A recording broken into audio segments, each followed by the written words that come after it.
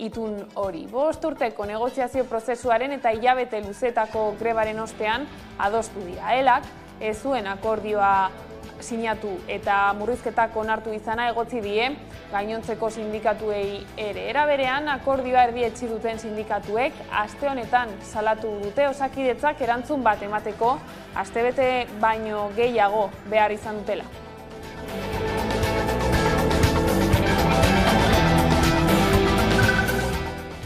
Arratsaldeon, politika arloan hauteskunde kanpainak 6.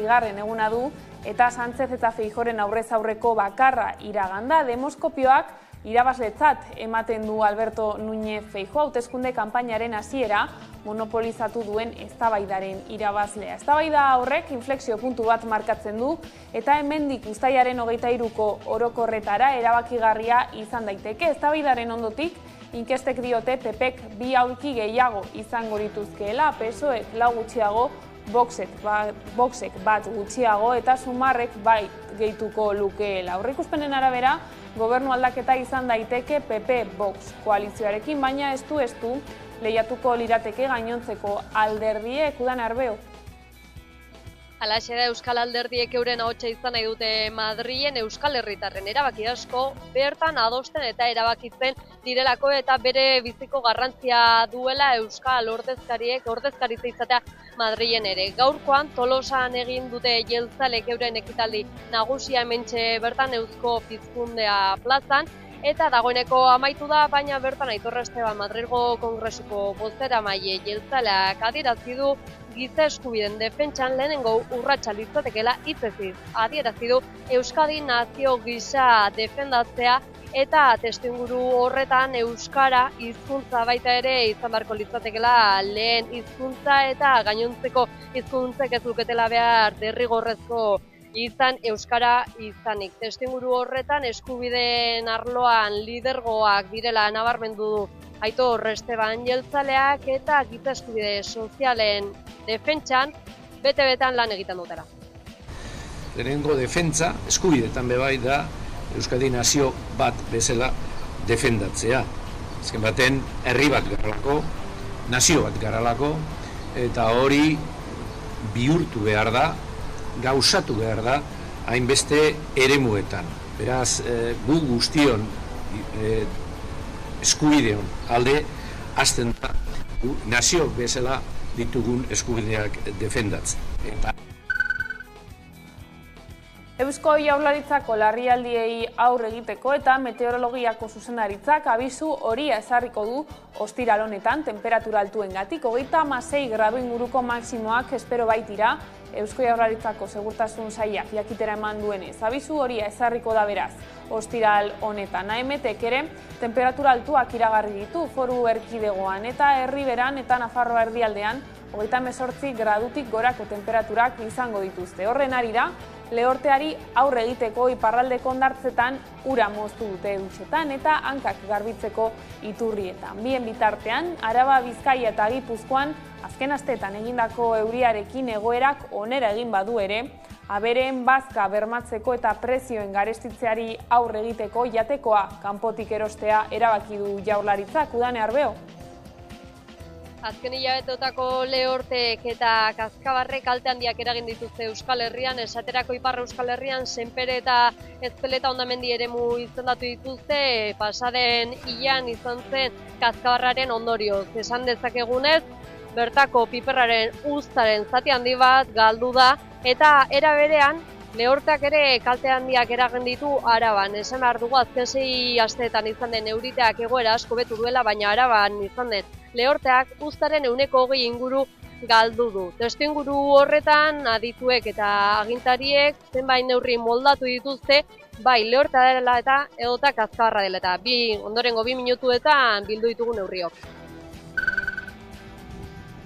Araban berriz, pasaden asteko txingor ekaitzak 7.643 hektarea hondatu zituen. Agroseguru estatuko nekazaritzako aseguru erakundeak adierazi duenez, zereal laborantzan izan ziren kalte gehienak. 7.000 hektarea hoiek soilik asegurutatutako lursaiak dira eta elkartearen arabera, Araba izan da estatu osoan ezbehar azalera handiena izan duen lurraldea. Foru Aldundiak iragarri zuen lehen sektorerako ezoiko diru laguntza sorta bat prestatzen ari dela.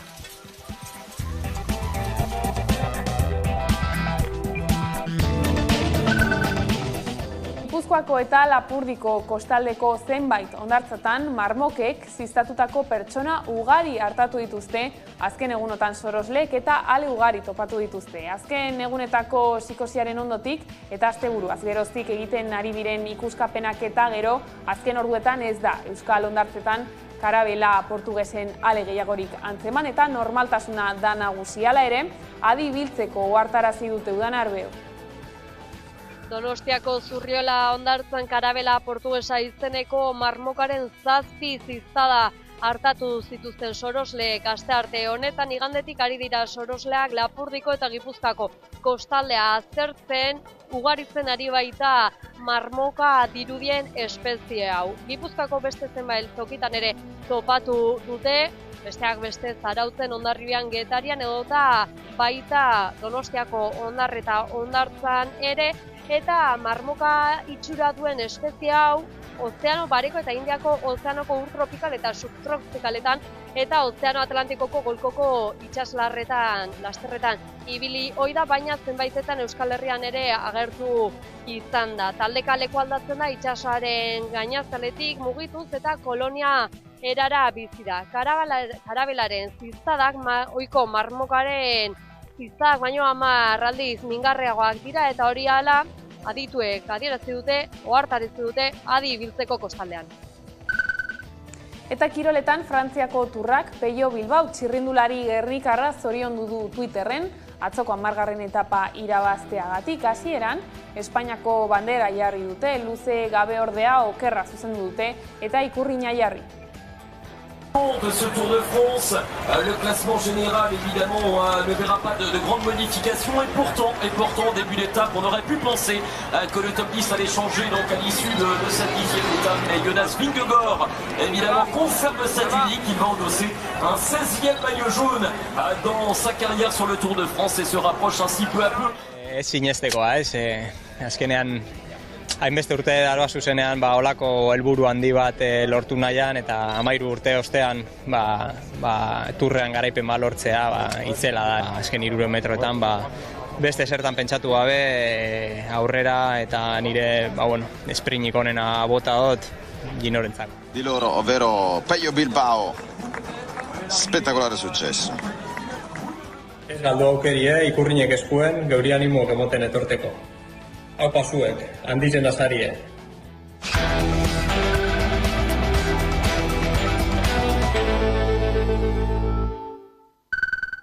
Ongetorriak arratsaldean gaur albistegira. Osakidetzako garbitzaileek adostu berri dute akordioa. Labek, Comisiones Obrerasek, ESEKak eta UGTek egin dute akordioa patronalarekin eta gainerako langileekin homologazioa lortu dutela iragarri dute. Iragan larun batean jakin zen aurre akordioa lortu zutela.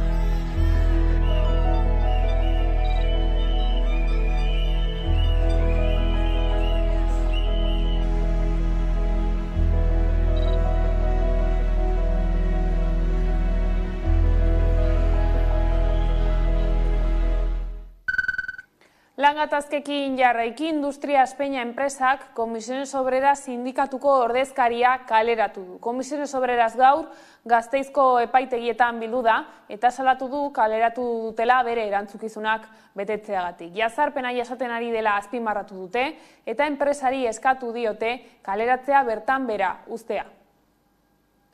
Gure delegatua den Gorka, jazarpen indartsu bat jasandu hasieratik, delegatua den momentutik enpresaren aldetik.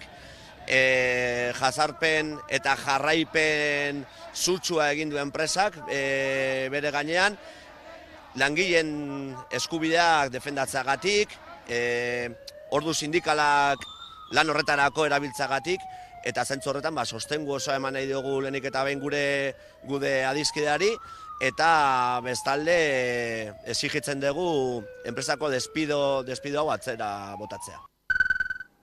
Etxeak berritzeko diru laguntzak handitzea eskatu dio eraikuntzako sektoreak Jaurlaritzari. Lan ugari erdizka geratu direla eman dute jakitera sektoreko eragileek. Ekainaren 19an, etxebizitza sailak Europako funtsetatik bideraturiko dirua eskatzeko aukera itxi zuen eta eraikuntzako eragileen arabera hainbat eskaera bidean geratu dira.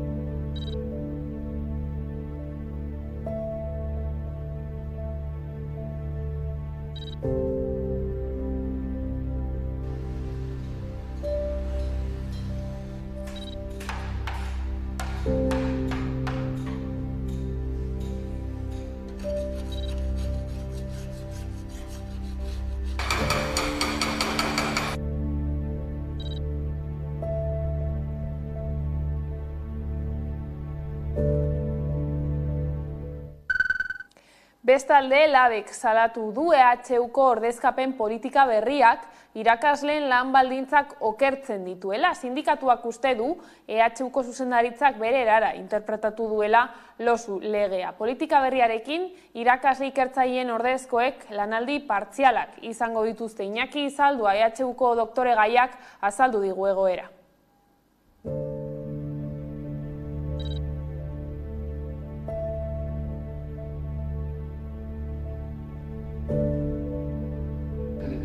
Ari garen langile asko egoera prekarioak eta diskriminazioa pairatzen ari gara.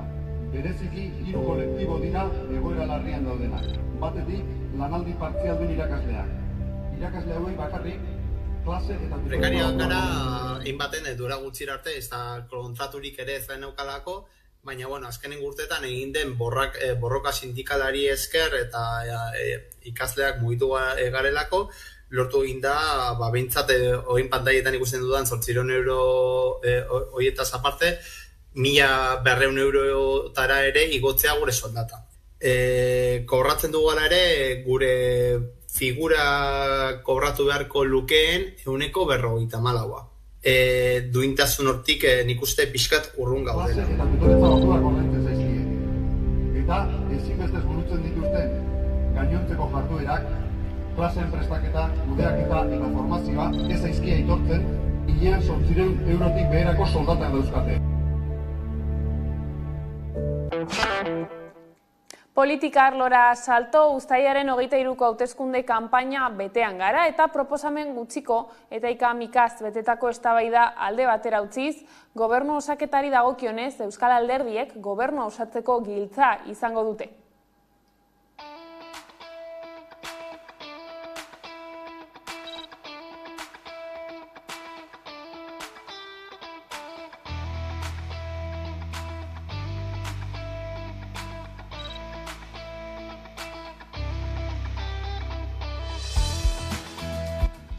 Eskualdeak behar duena, benetako berrindustrializazio plana, gazteen enplegu plan bat, larrialdiko laguntzak, ostalaritza, merkataritza eta kultura sektore kaltuenentzat.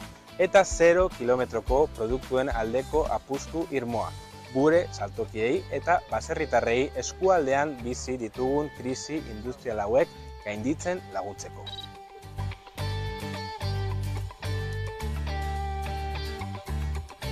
Larrialdi klimatikoak ondorioak ditu eta ikusi besterik ez dau, azken astean 3 rekord historiko eman direla munduko temperatura maksimoetan.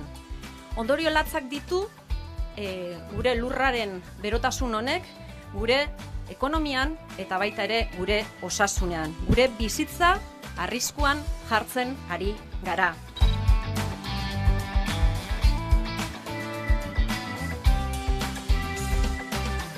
Violentzia matxista. Hori dago, horbe, gogoratu nahi ditut, aurten izandako biktima. Estatu mailan 27 emakume hilda, eta Euskadin 2. Horren kontra be, burrukatu egin behar dugu, eta horren kontra egongo da Eusko Alderdi Jeltzaleari. Egon garan legez, estatutik kanpo basatirkeriak gertatzen direnean. Berotsuak izaten ari dira azken egunak Euskal Herri luze eta zabalean. Ostiralean espero da egunik beroena eta termometroak 38 graduraino helduko dira puntu askotan. Lehorteari aurre egiteko bestalde, iparraldeko hondartzetan ura moztu dute dutxetan eta hankak garbitzeko iturrietan. Bien bitartean, Euskal Autonomia Erkidegoan azken asteetan egindako euriarekin egoerak onera egin badu ere, aberen bazka bermatzeko eta prezioen garestitzeari aurre egiteko, aberentzako jatekoa kanpotik erostea erabaki du Jaurlaritzak. Lehortea ez bada harria erauntsia da, klima larrialdiak nahiko zoratu du Euskal Herriko eguraldia. Abisu laranja ezarrita dago Nafarroan eguerditik iluntzen arte. Bero boladari nola edo hala aurre egin beharko diote. Nafarroa erdi eta hegoaldean are bero handiagoa egingo duela espero da. Erriberan temperaturak 40 gradura iritsiko direla aurreikusi da. Lehortari lotuta Euskal Autonomia Erkidegoan erakundeetatik ikusi dute egoerako hobera egin duela. Azkeneko 6 aste hauetan hobetu egin duela, forma nabarmenean hobetu duela egoera klimatologikoak. Egin duen euriak nolabait mugatu du genuzken arazoak. Jaurlaritza eta lehen sektoreko ordezkariak bildu dira nekazaritzako eta abeltzaintzako ustietegiek bizi duten egoera aztertu eta aurrerantzan hartu beharreko neurri eta erabakiak zehazteko. Ildo horretan abereen bazka bermatzeko eta prezioen garestitzari aurre egiteko aberentzako jatekoa kanpotik erosta erabaki dute. 1000 tona lasto erosiko dizkio Jaurlaritzak Frantziari. Momentu honetan lasto falta handia dago estatuan. Zati naiz eta Euskadin euria egin duen azkeneko aste hauetan ez da horrimeste ez du egin eta dagoen lastoko burua oso txikia da. Azken asteetan egindako euriarekin egoerak onera egin badu ere Araba erdialdean eta Arabako Errioxan ekoizpenaren 20% inguru galdu da lehortaren ondorioz. Horregatik bigarrenez bildu den nekazaritza eta klima aldaketarako mahaian erabaki dute laguntza hauek onartzea. Joan den asteko kazkabarrek bestalde Araban eragindako kaltei dagokienez horiek zenbatzen eta aseguruen estaldurak aztertzen jarraitzen du Eusko Jaurlaritzak erabakiak hartzeko. 30.000 hektare afektatu zituen eta galera nabarmenak izan ziren.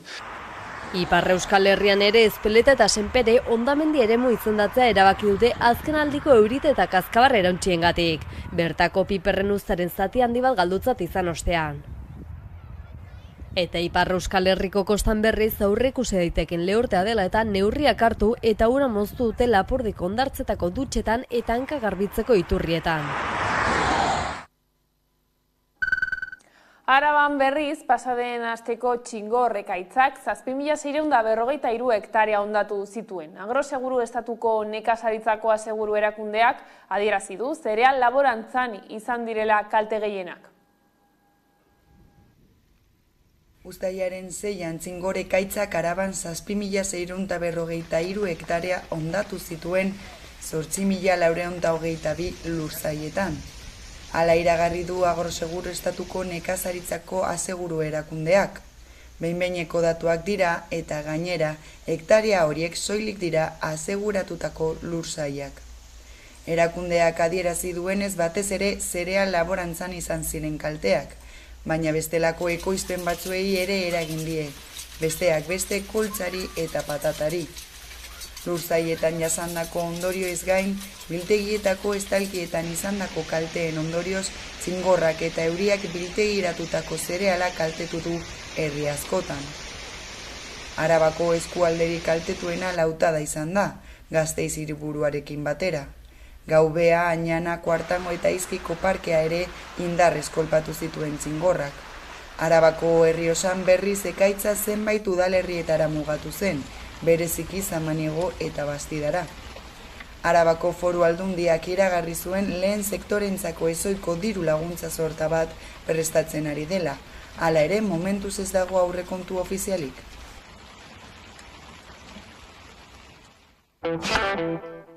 Iruñara joango gara orain. Sanferminen 7. eguna da gaurkoa eta 6. entzierroa izan da. Lasterketa azkarra egiteko aukera eman dute Jandillako zezenek. Leire Martínez. Izugarria da nola juergak entzierroaren seriotasunari luzatzen dion eskua ordu baten buruan. Dena prest da, entzierroa hasteko. Entzierroak goizero Santo Domingoko ikuilu txikitik udaletxe plaza, merkaderes eta estafetakarrikak zeharkatzen ditu zezen plazaraino iristeko. Ordu baten buruan ibilbidea zeharo eraldatzen da entzierroko lasterketa ezagunari tokia uzteko. Karrika garbitzaile, osasun langile, foruzaingo, udaltzain, unai, esiparatzaile eta noski, kazetariak prestu lanean. Nafarroatik 1000 kilometrora dauden ganadutegiak heltzen dira Iruñara, eta gaseko ikuiluetan atxeden txikia hartu eta gero, goizero ibilbidea egiten dute Santo Domingotik arratsaldean zezen plazan torturatuak izateko. Iruindar eta kanpotarra unitzek egiten dute korrika zezenen aintzinean. Duela urte unitz, zoro batzuen ideia izan zena, aski errotua den tradizio bihurtu da egun. Gaur ondo joan da. Zezenak ireki dira eta, korrika polita bat egin dut. 6. entxerra da. Espeziala da, ez? Daude entxerra asko, baina, como ninguno. Lasterkariak ez ezik, parrandazaleak, goiz-goizetik hurbiltzen dira esietan tokia hartzeko. 6:30 etorri gara. Bakarrik gaur etorri gara, Bilbotik. Esi, balkon, leio eta pantailaren bertzaldean adi-adi ikusleak. Eta doike, Jose Aldaba dugu egunero, zauritu eta adarkatuen partearekin. Bueno, hasta el momento 2 solicitudes de traslados a centros de urgencia, desde el tramo de Telefónica ambas dos, una por contusión con deformidad en pierna, con traslado al Hospital Universitario de Navarra y una segunda persona atendida por herida no penetrante en pierna que ha sido trasladada al centro Dr. San Martín. Gaurkoan ez da adarkaturik izan. Bai ordea, adrenalina, urduritasuna eta emozioa protagonista Sanferminetako entzierroan. Eta Sanferminetan beste dozein festetan bezala jatekoak garrantzi handia du. Horregatik Iruñean gosari apropos bat non egin dezakegun ezagutuko dugu, Mainu eta txurro denda. Sanferminetan ohiturazko gauza unitz dago. Horien artean famatuenetariko bat Mainuetako txurreria da. Hemen goizean goizetik sekulako ilarak izaten dira. Eta gu, sukalderaino sartuko gara. Entzierrorako ernatzen direnek eta gaupasa egiten dutenek topo egiten dute goizero Mainuetako karrikako ilara luzean. Izan ere, Sanferminetan, 100 eta 100 lagun joaten dira txurroak erostera goizero Iruñeko Mainueta karrikako txurro denda famatuan. Mainueta karrikako txurro dendak 6. generazioa du, eta txurroak garai batean bezala egiten dituzte. Gogorra, bai? Gainera, goizeko 6etan igitzen dugu logure askorekin. Oain dela, 150 urte egiten zituzten bezala egitea, hemen jarraitzen dugu, era berean egiten, hori da. Eta, irabiltzen dugun olioa, irina, eta bar, Pirineotan hartutako egurra, bai? Hemengoa, Nafarkoa, azkenean ez dago seketu handiagorik. Suetan, 11 langile eta txurro salmentan, bertzeain bertze lagun. Nola egiten diren, duela 150 urte hasi ziren eta horrela egiten dira berdin-berdin, eta badaukaten ere usain hori eta zapore hori, hori ere bereziak egiten dituzte. Bisitariak ez dira falta Iruñan bizirautea lortu duen Alde Zaharreko denda zaharrenetariko batek. Eta ilara luzea egin eta gero lortu ditugu gure txurroak. Mainuetako txurro denda Sanferminetan eta egun berezietan bakarrik irekitzen dute. Hortaz, oraindik parada duzue Sanferminetan gosari goxo bat egitera joateko. Iruñeatik mugitu gabe Sanferminak alde batera utzita, Boixos Noiz talde ultrako hainbat kide atxilotu dituzte azaroan Iruñeko Espala taberna erasotzeagatik. Bartzelonako ultren aurkako operazioa ireki du poliziak.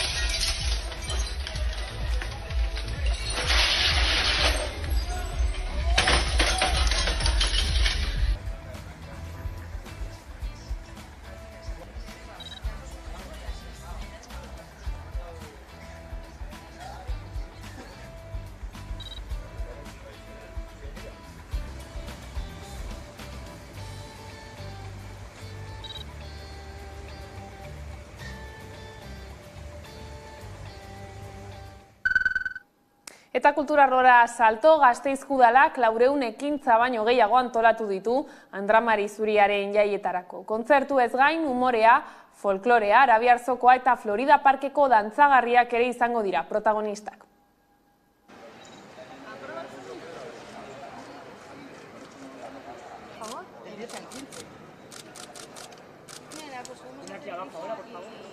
¿Qué tienes tú ahí?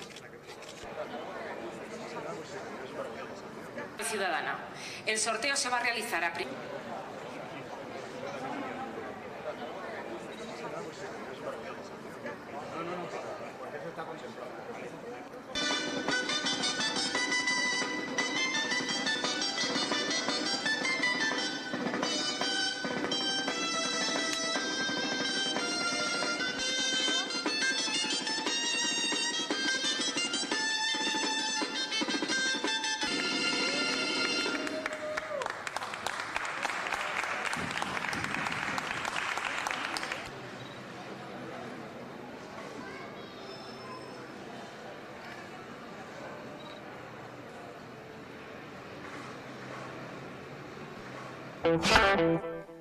Eta kiroletan, Ironman ekitaldiak 58 herrialdetako 1400 kirolari bilduko ditu uztailaren 16an Gasteizen.